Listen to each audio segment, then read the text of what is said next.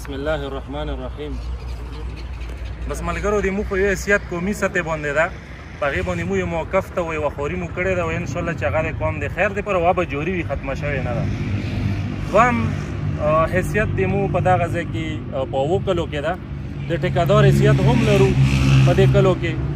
نو تاسو ټولو له ښه پته ده چې د مو د صدګل کې د کوم ماینده مشترکه په هغې باندې د مو د نویدو سره جرګې شوي دي، DRC جرګې څو جرګې شوي او یوه خبره شوې په یوه ځای باندې ودرېدلې ده.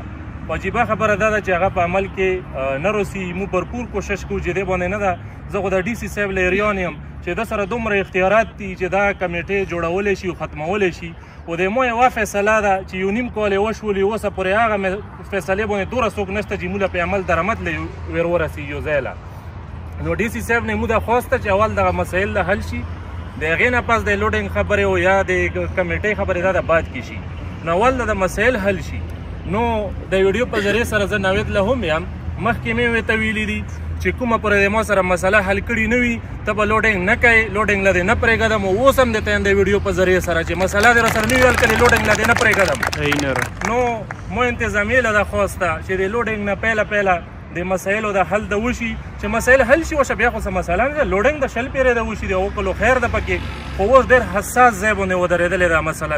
دې کې چا سرسایو مسله، مینونو د بندش مسله، داسې پکې نگران کمیټي هم پکې مقرره شوې ده او قسمه قسمه مسایل دي. نو دا چې تر څو پورې حل شوي نه وي هغه پورې دا لوډینګ دا تاسو له قبول ده،